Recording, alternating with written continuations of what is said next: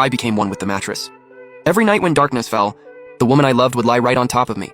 Even with just a layer of fabric between us, I could smell her intoxicating scent. And just like that, I quietly spent countless nights by her side. And she had absolutely no idea. I'm a furniture designer. It took me 3 months, but I built a very special bed. I flipped open the hidden switch at the foot of the bed, lifted the wooden panel, and stuffed it full of drinks and food. Then I slowly crawled inside, shut the panel behind me, and slipped into the mattress I had custom built. Once everything was set, I waited with my heart absolutely pounding. Pretty soon, the store got loud. Why is this thing so freaking heavy? The bumpy ride made my arms and legs go completely numb, but I didn't mind one bit, because tonight, I was finally going to see the woman I'd been dreaming about my whole life. Her name was Hulan, the woman I'd had a secret crush on for 7 years. Night fell after work. An exhausted Hulan dove straight onto her brand new bed. The moment she made contact, I felt it. The greatest feeling in the world. Even with just a layer of fabric in between, I could feel how soft and smooth her skin was. I was holding her up. I was both thrilled and terrified. In 7 years, I had never been this close to her. It felt like I was holding her.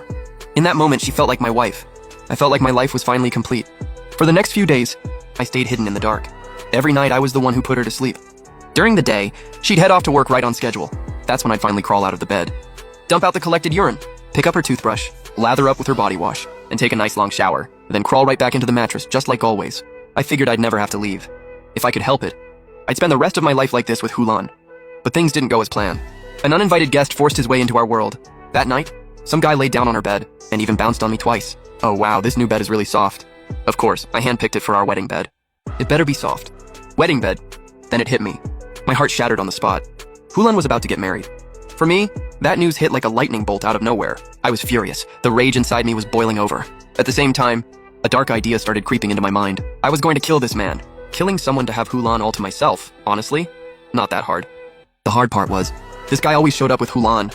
There was never a clean opening. But if he ever showed up alone, that'd be a whole different story. So I just had to wait for that moment. In the weeks that followed, I had less and less alone time with Hulan. That guy named Renjun was coming around more and more, but I still couldn't find the right moment. I knew it was time to get a little creative. One afternoon, I crawled out of the bed to stretch. I disconnected the gas pipe and blew into the gas detector for a bit. Sure enough, the alarm went off. The neighbors started banging on the door not long after. Open up, you okay in there? Open the door, is anybody home? Then they called Hulan. I hid in the closet and quietly waited for someone to show up. This move was actually really risky. I had no idea who was going to walk through that door, but I knew Hulan could barely get away from work. She'd most likely send Renjun to check it out. The door opened, a young guy walked in. Lucky me. The rage inside me flared up instantly. I grabbed a clothes hanger and crept silently behind him into the kitchen. While he was bent over checking the stove, I lunged from behind and wrapped the hanger around his throat. Hulan is mine, I screamed at him. I don't know how long it lasted, but he finally stopped struggling. I collapsed on the floor, shaking uncontrollably. I had nothing left in me. I had just killed someone for the woman I loved most. I did my best to put the scene back together. Then I stuffed the body inside the bed. I'd deal with it tomorrow when I had more time. But that meant I'd have to lay right on top of a dead body, spend the whole night on top of a corpse. It made my stomach turn. But knowing Hulan would be lying on me alone tonight, I told myself it was worth it. That night, Hulan came home. She didn't notice anything off. Everything looked completely normal. I thought to myself, if I could just take care of the body tomorrow, I'd have Hulan all to myself again. But that's when everything went sideways. The next morning, I couldn't get it open. The switch at the foot of the bed. And Hulan didn't go to work either. I was trapped inside that bed with a dead body. Luckily, I had planned ahead for exactly this kind of situation. The food and water stashed inside could keep me going for 3 days. As long as I waited for Hulan to leave, I could force the switch open, then fix it afterward. But here's the problem.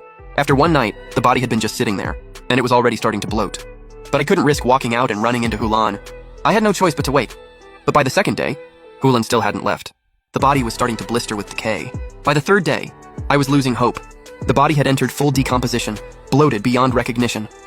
The smell was so bad I could barely breathe. Maggots were crawling all over my body. Hulan hadn't slept in the bed since, probably because of the stench coming up from underneath. But she still wouldn't leave the apartment. I knew I couldn't keep holding on like this. I was ready to force that switch open. But right at that moment, what the? Why does it smell so nasty in here? That voice nearly scared me half to death. Renjun was still alive? Then who the hell did I kill? I tried to pull my thoughts together. Since I'd been hiding inside the bed, I had never actually seen the guy's face. I tried to remember the voice of the person I killed, but I just couldn't. He never said a single word the whole time. Did I kill the wrong person? I have no clue. Probably just the wood warping from moisture. Let's move to the other room. I could hear them getting intimate in the next room, but I couldn't feel any hatred anymore. Just pure panic. I didn't dare go out there. 2 against 1. The odds weren't in my favor.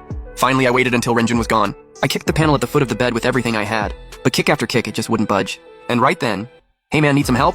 At the same time, a cold hand slowly reached toward my back.